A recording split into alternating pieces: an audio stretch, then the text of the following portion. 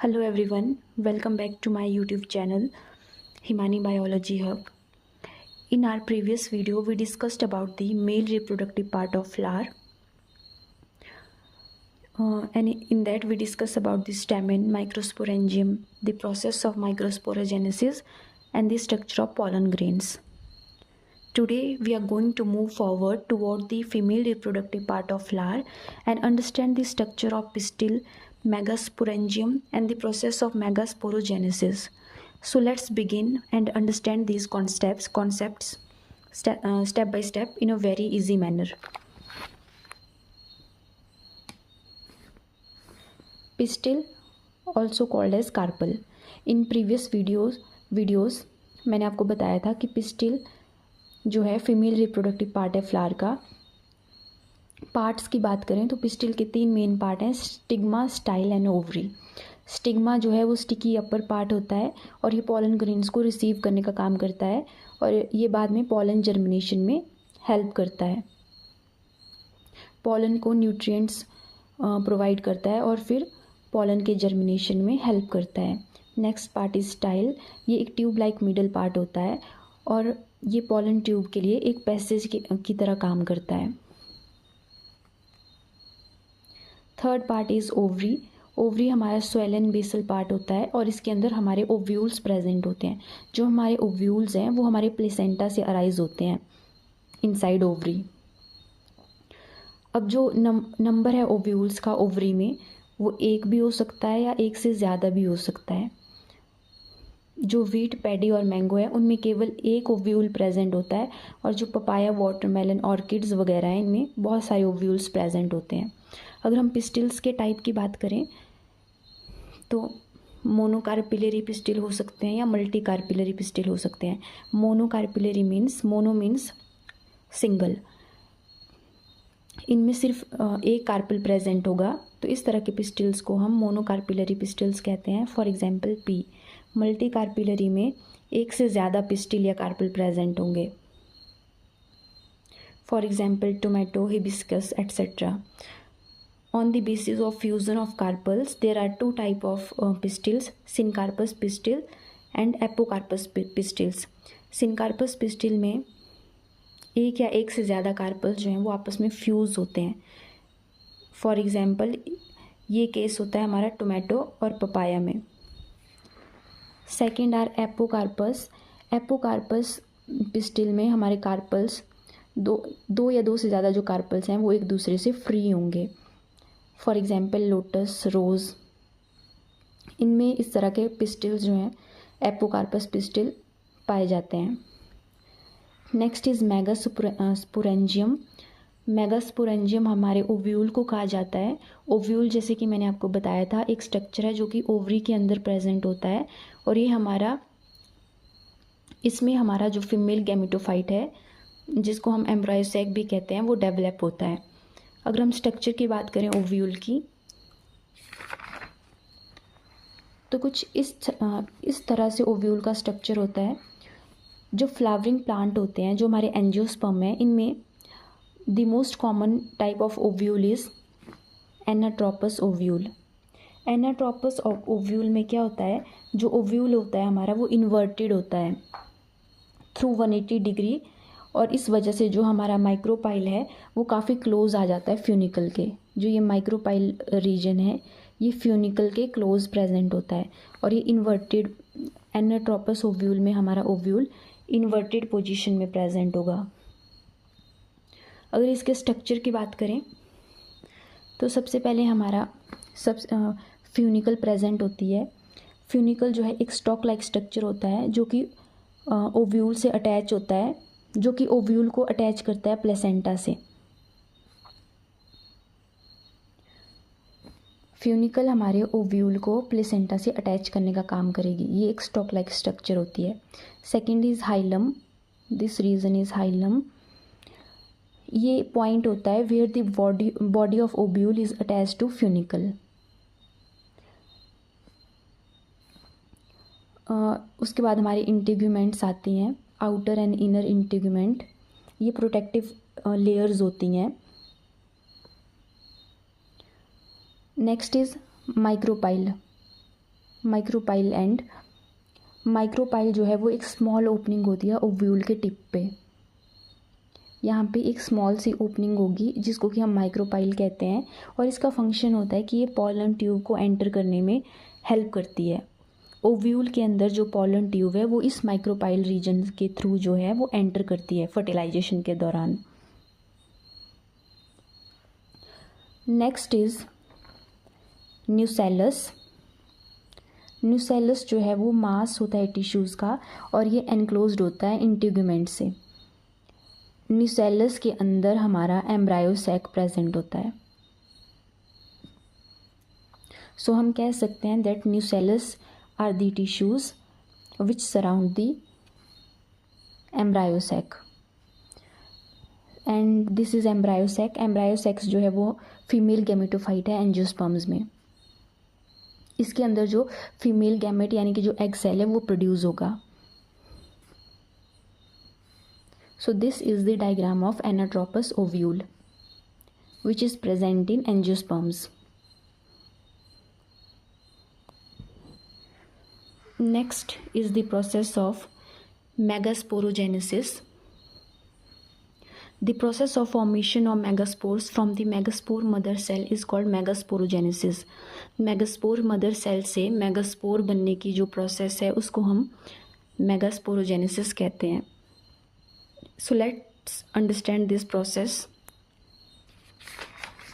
with the help of this diagram.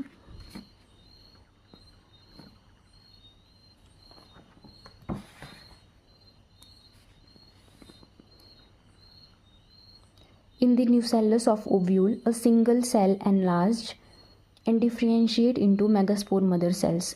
Ovule के जो nucellus है, जो हमारा ओव्यूल, दिस इज़ ओव्यूल, जो ओव्यूल का हमारा न्यूसेलस रीजन है, इसके अंदर जो है एक सेल क्या करता है, एनलार्ज करता है और वो डिफ्रेंशिएट हो जाता है हमारे मेगास्पोर मदर सेल में। अब मेगास्पोर मदर सेल हमारा डिप्लॉइड है, इसमें मियोटिक डिवीज़न होगा and this will form a tetrad of 4 haploid megaspores. This is megaspore tetrad. अभी क्या होता है कि 3 जो मेगास्पोर्स हैं हमारे, 3 मेगास्पोर्स हमारे डीजनरेट कर जाते हैं और सिर्फ एक मेगास्पोर जो है वो हमारा फंक्शनल रह जाता है। अब इस मेगास्पोर में हमारे आगे चलकर 3 माइटोटिक डिवीजन्स होते हैं। आप देख सकते हो ये हमारा मेगास्पोर है, इसमें it undergoes first meiotic division, इसमें फर्स्ट माइटोटिक डिवीज़न, पहला माइटोटिक डिवीज़न होगा और 2 न्यूक्लिएट एम्ब्रायो सेक्स जो है इस मेगास्पोर से प्रोड्यूस होगा। 2 न्यूक्लिएट एम्ब्रायो सेक प्रोड्यूस हुआ, दोबारा से इसमें माइटोटिक डिवीज़न होगा और 4 न्यूक्लिएट एम्ब्रायो सेक्स जो है वो प्रोड्यूस होगा। 4 nucleate embryo sac again undergo mitotic division and it will form 8 nucleate embryo sac. 8 nucleate embryo sac जो है वो हमारा फाइनली डेवलप कर जाता है मैच्योर एम्ब्रायो सेक में। This is the process of megasporogenesis. अभी जो हमारा मैच्योर एम्ब्रायो सेक है इसके 3 पार्ट्स होते हैं, micropylar end, central cell end chalazal end. Micropylar end में हमारे 3 सेल्स प्रेजेंट होते हैं, 2 सिनर्जिड होंगे और एक एग सेल। ये जो हमारा एग सेल है ये हमारा फीमेल गैमेट है। तो इस एम्ब्रायो सैक के अंदर हमारा फीमेल गैमेट प्रोड्यूस हो रहा है, इसलिए इसको हम फीमेल गैमेटोफाइट कहते हैं एम्ब्रायो सैक को। This is egg, female gamete. So micropylar end में 3 सेल्स प्रेजेंट होंगे 2 सिनर्जिड और एक एग सेल। बीच में हमारा एक सेंट्रल सेल प्रेजेंट होता है और इसके अंदर 2 पोलर न्यूक्लियाइज प्रेजेंट होते हैं। चैलेजल एंड में हमारे 3 एंटीपोडल सेल्स जो हैं वो प्रेजेंट होते हैं और इनका न्यूट्रिटिव फंक्शन होता है। ये जो हमारा डेवलपिंग एम्ब्रायो सैक है इसको न्यूट्रिशन प्रोवाइड करने का काम करते हैं। So this is the structure of mature embryo sac. अभी ये जो हमारे सिनर्जिड है माइक्रोपाइलर एंड में, इनमें नीचे फिलीफॉर्म apparatus भी प्रेजेंट होता है। ये एक थिक जैसी थिकनिंग होती है और इनका मेन काम होता है कि ये पॉलन ट्यूब की एंट्री में हेल्प करेंगी। पॉलन ट्यूब्स को ये गाइड करती हैं और पॉलन ट्यूब यहाँ से एंटर होके हमारे एग तक पहुँच जाती हैं और फिर जो पॉलन ट्यूब के अंदर हमारा मेल गैमेट है वो इस एग तक पहुँच जाएगा और एग को यहाँ पे फर्टिलाइजेशन की प्रोसेस कंप्लीट होगी। इस तरह से हमारे फ्लावर्स में फर्टिलाइजेशन की प्रोसेस कंप्लीट होती है। एंड वन मोर थिंग, जो हमारा मैच्योर एम्ब्रायो सैक है, it is 7 celled and 8 nucleated. इसमें 7 सेल होते हैं और 8 न्यूक्लियाई होते हैं।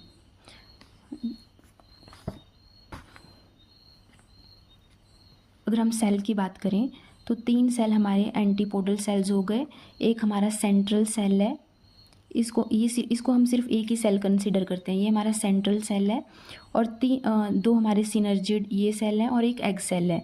तो टोटल हमारे 7 सेल्स प्रेजेंट है। और अगर हम न्यूक्लियाई की बात करें तो 3 न्यूक्लियाई हमारे एंटीपोडल न्यूक्लियाई हैं, 2 हमारे पोलर न्यूक्लियाई हैं और 2 न्यूक्लियाई हमारे सिनर्जिड में प्रेजेंट हैं और एक एग में प्रेजेंट है। तो टोटल हमारे जो न्यूक्लियाई हैं वो हैं 8, 1 2 3 4 5 6 7 एंड 8। टोटल जो न्यूक्लियाई प्रेजेंट हैं वो 8 है हमारे एम्ब्रायो सैक में और टोटल सेल्स हमारे 7 हैं। 1 2 3 this is central cell, this is considered as only one cell। 4 5 6 and 7। so this is about mature embryo sac, and in this embryo sac female gamete egg is formed। pollen tube, filiform apparatus guides the pollen tube and ultimately through the pollen tube male gametes reaches the egg cell and here the fertilization process is completed।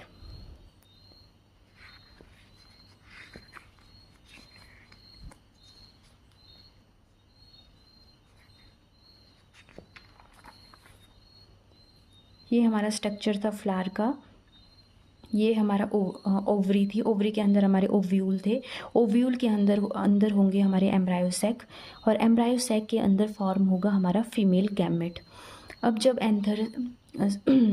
Anther से जो pollen grain है वो हमारे stigma पे आते हैं तो वो यहाँ पे आके जर्मिनेट कर जाते हैं और यहाँ पे पॉलन ट्यूब की फॉर्मेशन करते हैं। तो पॉलन ट्यूब जो है वो यहाँ से हमारे ओव्यूल के माइक्रोपाइलर एंड से एंटर करके हमारे एम्ब्रायो सैक में जो फिलीफॉर्म एपरेटस है उसके थ्रू हमारे एग सेल तक पहुंचेगी और फिर जो पॉलन ट्यूब के अंदर हमारे मेल गैमेट हैं यानी कि जो हमारे 2 स्पर्म सेल्स हैं वो वहाँ से जो एक स्पर्म सेल है वो एग सेल के साथ फर्टिलाइजेशन की प्रोसेस को कंप्लीट करेगा।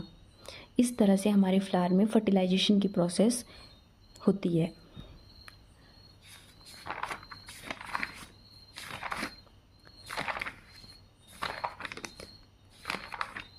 So this is all about today's lecture and I hope you understand this. In next video we will discuss about the process of pollination. This is all about today's video. Thank you.